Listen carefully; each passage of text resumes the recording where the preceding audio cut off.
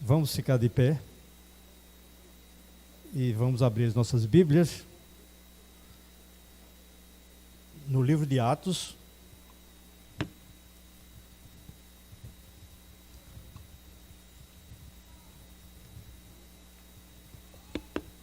Atos capítulo 16.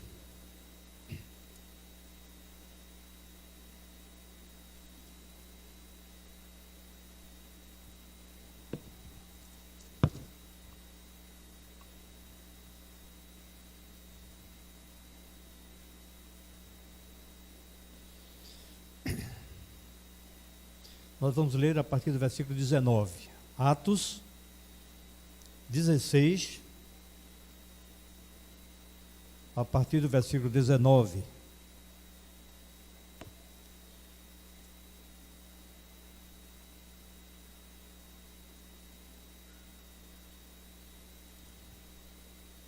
Até o versículo 34.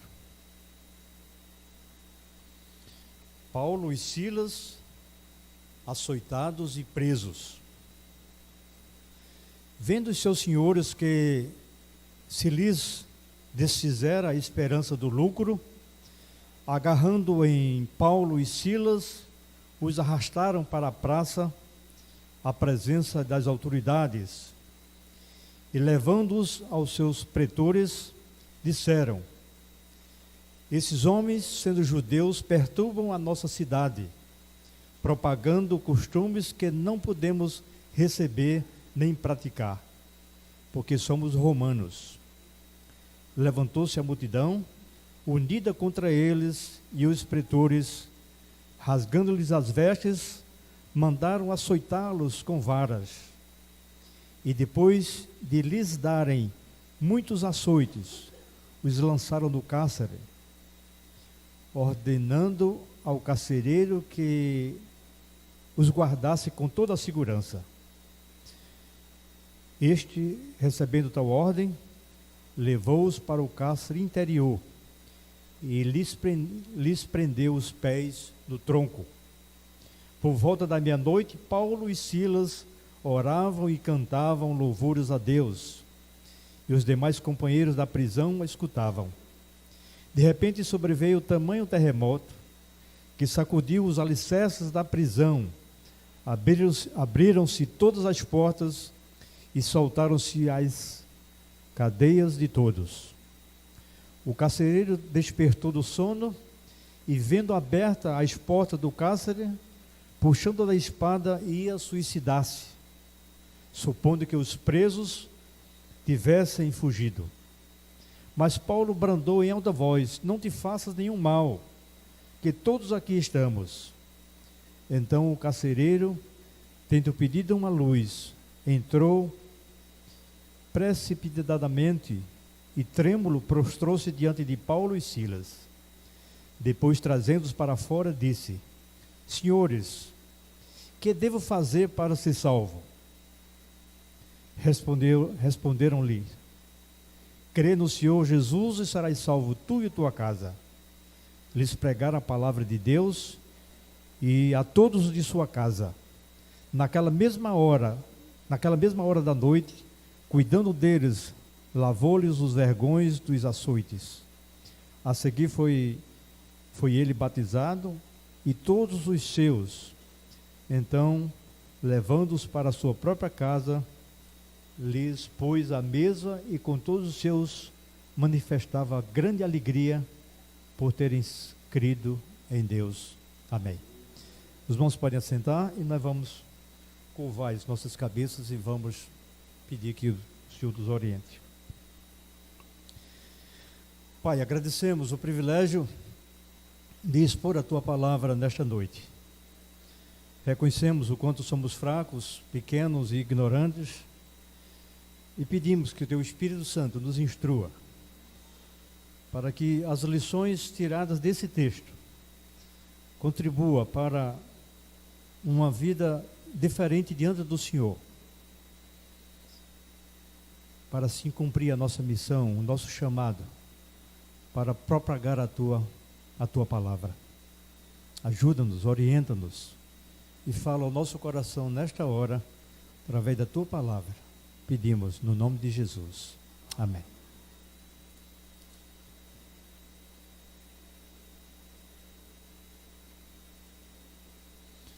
Eu quero, meus irmãos, por alguns instantes, e eu prometo mesmo que não vou me demorar. A gente tem a Santa Ceia. E eu queria compartilhar com os irmãos nesta noite, nesse texto, com esse tema. Uma pergunta reveladora e uma resposta acertada. Uma pergunta reveladora e uma resposta acertada. Costumamos sempre lembrar de que frequentemente nossas perguntas e questionamentos, geralmente eles são reveladoras. Quando você sempre encontra uma pessoa que está sempre indagando, sempre perguntando, isso revela alguma coisa. Uma curiosidade, uma preocupação, um desejo de conhecer a verdade, mas sempre uma pergunta revela algo importante que está dentro da gente. Porque as nossas perguntas, elas sempre são reveladoras. Sempre são reveladoras. Encontramos na Bíblia muitas perguntas e elas são realmente reveladoras de muitas verdades que nós precisamos conhecer. Se tivéssemos tempo, a gente poderia citar muitas dessas perguntas aqui na Bíblia. Mas antes de me deter numa pergunta, nós vamos relembrar algumas perguntas que são registradas na Bíblia, que elas são reveladoras. Encontramos facilmente. No livro de Gênesis, no capítulo 4, se você quiser abrir a sua Bíblia e folhear, e aí pode verificar, ou em casa, porque o texto é bem conhecido. No livro de Gênesis, capítulo 4, versículo 9, parte B, registra a pergunta de Caim, quando assassinou o seu irmão Abel. E o texto diz que quando ele assassinou, Deus o encontrou e perguntou para Caim onde estava o irmão. E a pergunta de Caim foi uma pergunta muito reveladora. Ele disse: acaso sou eu tutor do meu irmão? Em outras palavras, por acaso eu sou o guardador dele, né? E essa pergunta revela a falta de arrependimento. Matou o seu irmão, derramou o sangue, e quando Deus pergunta a ele pelo seu irmão, ele vem com essa resposta que revela a sua falta de arrependimento. Por acaso eu sou guardador do meu irmão? No livro de Jó, no capítulo 14, versículo 14, nós encontramos outra pergunta também muito reveladora. Jó diz: morrendo o homem, porventura tornará a viver? Morrendo o homem, porventura voltará a viver? Essa pergunta revelava a ignorância naquela época a respeito do futuro dos mortos. E foi a pergunta que fez Jó.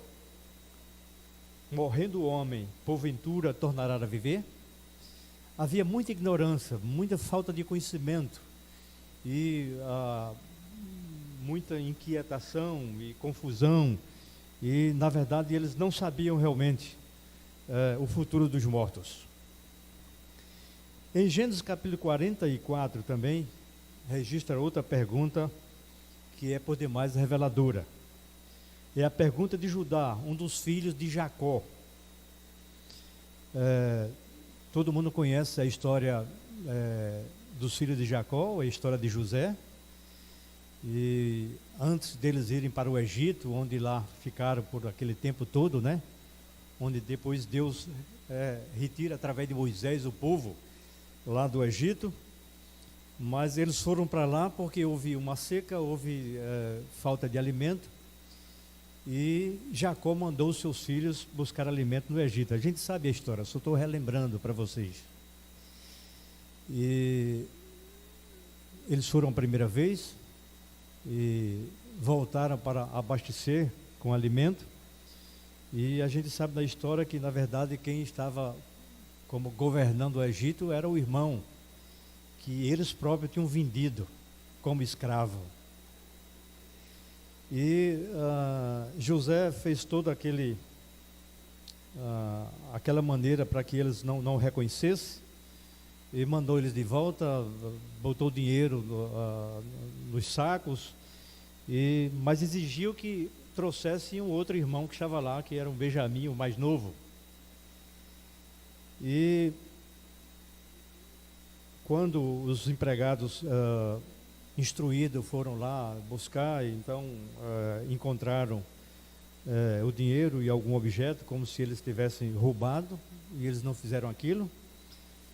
Mas, como José tinha determinado, o filho mais novo teria que ficar lá no Egito. E aí foi quando Judá realmente fez essa pergunta, né? Como subirei eu ao meu pai se o moço não for comigo? Como voltarei à casa do meu pai se o meu irmão mais novo não for comigo? Isso revela a transformação que aconteceu na vida de Judá. Aquele irmão de José que um dia vendeu o seu irmão como escravo para aquela terra de uma maneira fria, indiferente, sem pensar no pai, a saudade e o que iria representar para o pai, já idoso, e venderam aquele irmão como escravo para o Egito. Mas agora ele já está diferente, transformado por Deus, sensível. E ele diz: como é que eu vou voltar para minha casa se o meu irmão não for comigo? Sentiu como seria o impacto na vida do seu velho pai se o irmão não voltasse. E até se prontificou em ficar no lugar completamente diferente, completamente mudado, completamente transformado. Não mais aquele Judá que um dia vendeu, juntamente com seus irmãos, o seu irmão José para ficar, para ser escravo lá no Egito. Foi uma mudança transformadora que Deus fez e operou na vida de Judá. Nós observamos, meus irmãos, nessas perguntas todas que eu citei aqui, que nenhuma dessas perguntas foram respondidas diretamente. Quando você lê essas perguntas que eu lembrei aqui, nenhuma delas foram respondidas diretamente. Diretamente elas não foram respondidas. Mas eu quero nessa noite tratar de uma pergunta que não foi só muito reveladora, mas que recebeu uma resposta bastante clara e bem acertada. Foi essa pergunta que o carcereiro fez a Paulo e a Silas, como foi lido no texto. O contexto aqui desse texto está demonstrando que Paulo e Silas estavam na cidade de Filipe, a cidade que era da Macedônia e pertencia ao Império Romano. E Paulo, nas suas viagens missionárias, chegou ele e Silas para evangelizar naquela cidade. E diz a Bíblia que quando eles estavam se dirigindo para a casa de oração, para o momento de culto, no caminho encontraram uma moça endemoniada e que estava tentando adivinhar a vida das pessoas e dando lucro para os seus que estavam usando aquela moça para ganhar dinheiro. E aí o texto diz que Paulo e Silas, orando, expulsaram, e os homens ficaram bravos, né? Porque eles deixaram de lucrar com a adivinhação daquela moça que estava realmente possessa. E aquilo causou um grande tumulto, grande confusão na multidão, e acharam que Paulo e Silas estavam tumultuando e estavam fazendo algo que era ilegal, e a Bíblia diz que açoitando, colocaram na prisão. E a gente pode até sentir pelo texto aqui que foi numa prisão de segurança máxima, porque diz que eles levaram para a prisão e lá no interior da prisão ainda amarraram os pés certamente numa corrente, num tronco, né? Era uma prisão de segurança máxima. Essa foi a realidade. E o texto diz, meus irmãos, que enquanto eles estavam lá com os pés amarrados, feito escravo, onde não cometeram nenhum crime, mas estavam lá como criminosos, né? Como criminosos, perigosos, no cárcere amarrado. Mas ao invés de reclamar e de exigir os direitos dele, de cidadãos romanos, a Bíblia diz aqui no texto que eles começaram a cantar e louvar a Deus. Diferente do que a gente faz quando a gente se encontra numa dificuldade, né? Basta você, se for preso ou ficar retido numa blitz, por um problema de um documento no carro, uma coisa, você começa a querer ligar para alguém e buscar e desesperar e mostrar que você está com a razão, né? E o agente policial aqui está errado e começa a reclamar e exigir o seu dinheiro, os seus direitos, procurar resolver de outra maneira, ou reclamar da vida porque isso aconteceu, você estava apressado, e geralmente é assim que a gente faz. Ao invés de orar, ao invés de louvar a Deus, de agradecer por tudo que acontece na nossa vida. Paulo e Silas, sem merecer, foram açoitados e eu começo a imaginar aquela cena, como é que estava o corpo deles, né? Cortado, né? Ensanguentado, roupa suja, mas mesmo assim eles estavam louvando a Deus, louvando a Deus. E o texto diz, meus irmãos, que meia-noite aconteceu um fenômeno. Enquanto eles cantavam e oravam, apareceu um terremoto, né? Deus ouviu a oração deles. E um grande terremoto abalou os alicerces daquela prisão e as portas se abriram. E todos ficaram livres, todos da prisão, não só Paulo e Silas, mas todos estavam livres, podiam sair. E diz o texto que, assustado, o carcereiro, pensando que todos haviam fugido, puxou da sua arma e houve aqui uma tentativa de suicídio. Então era a responsabilidade que ele tinha, né? Estava guardando ali os presos. E a lei romana dizia que se os presos fugissem, o agente, o carcereiro, pagaria com a própria vida. De qualquer maneira, ele iria morrer. E ele queria antecipar logo e queria suicidar-se. E aí foi quando Paulo e Silas, eles gritaram, não faça isso, porque todos nós estamos aqui. Não fugiu ninguém. Todos nós estamos aqui. E o texto diz, meus irmãos, que aquele carcereiro, quando ouviu realmente isso, pegou de uma luz, certamente com o abalo e aquele terremoto, a luz também não era elétrica, né? Mas eu acho que apagou tudo no escuro. Ele pegou uma lanterna, uma lâmpada, sei lá o quê, e saiu realmente tentando ver quem estava lá. E atônito, a Bíblia diz que ele fez essa pergunta: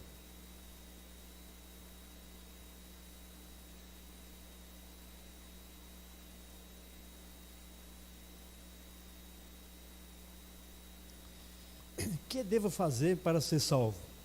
Pode ver no texto aí, no capítulo 16, claramente é sobre essa pergunta que nós vamos nos deter. Que devo fazer para ser salvo? Foi a pergunta do carcereiro a Paulo e a Silas. Que devo fazer para ser salvo?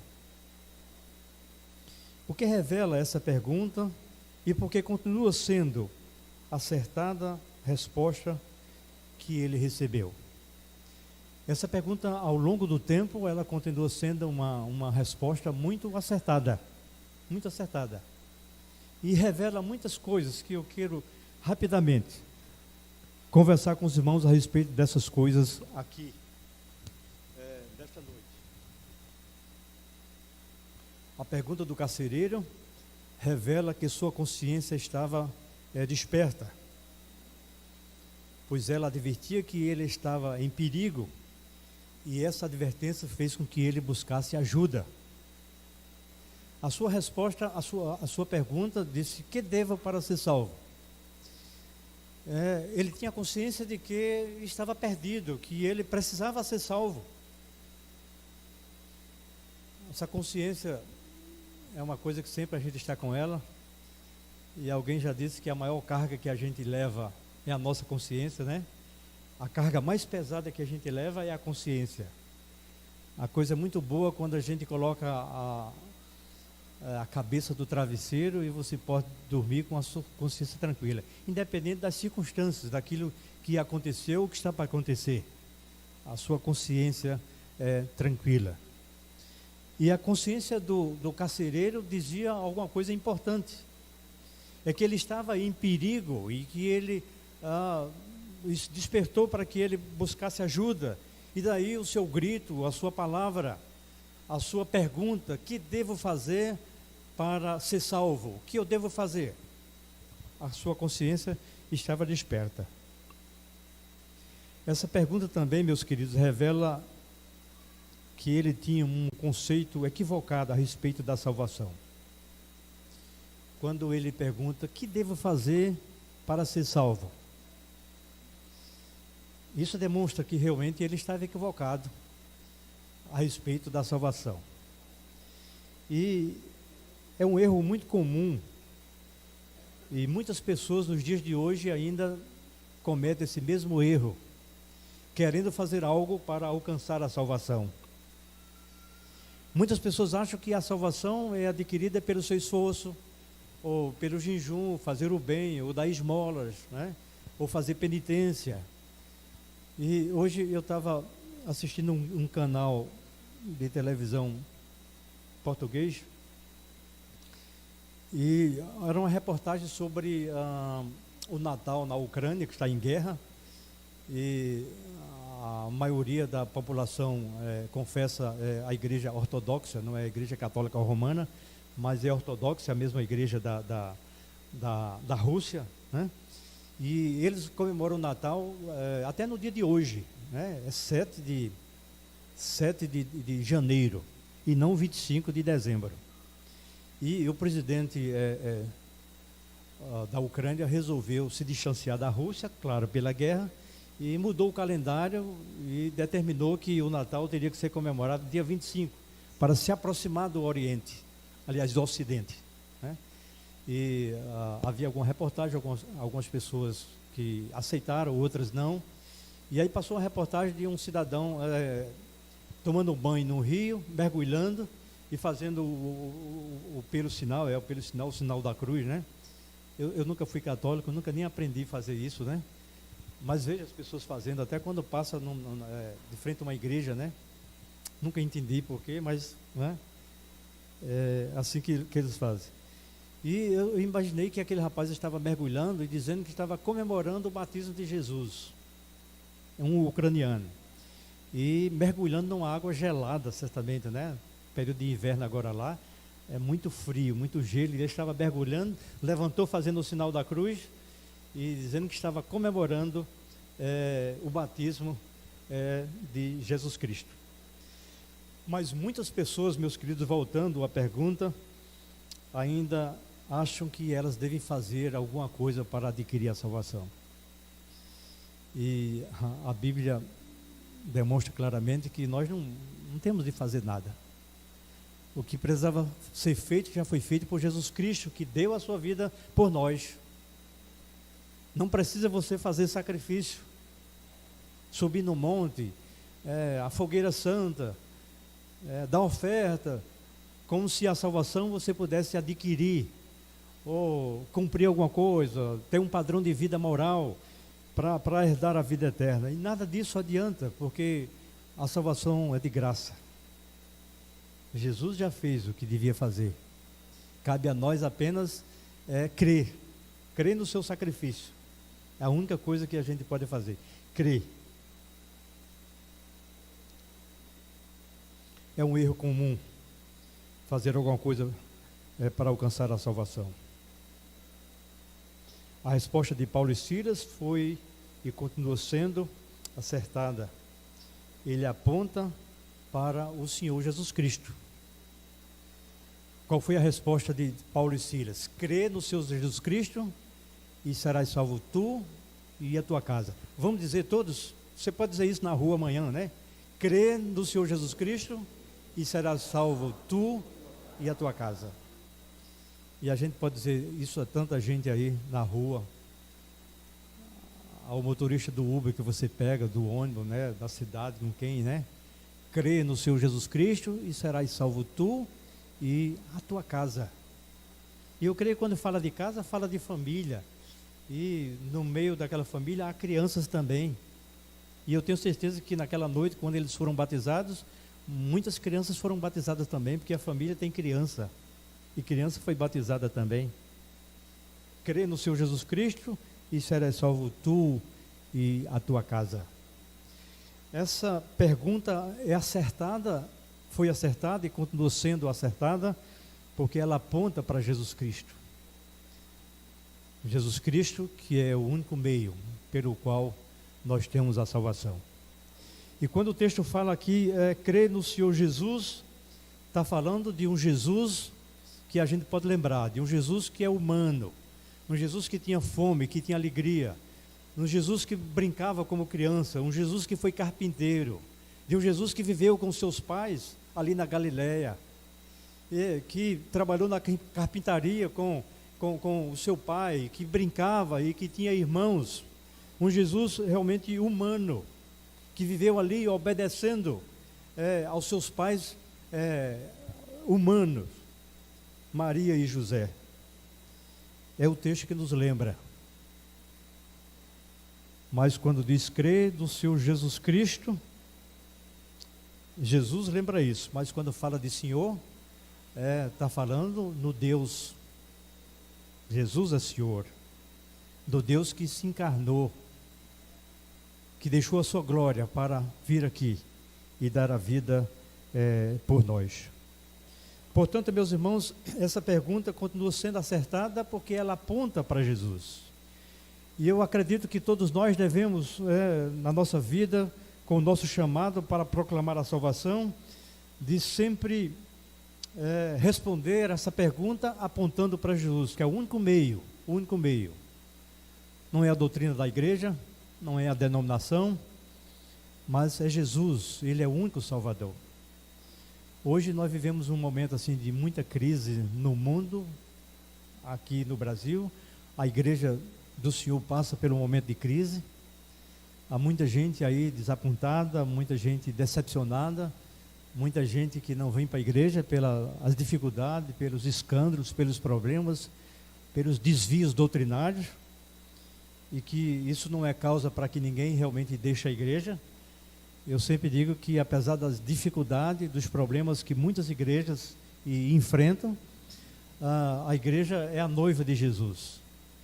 E a gente nunca deve falar mal dela, né? Mas defender, porque o Senhor ama e trata como a sua noiva, que um dia está esperando o seu noivo para as bodas. E portanto não é desculpa para muita gente deixar de ir.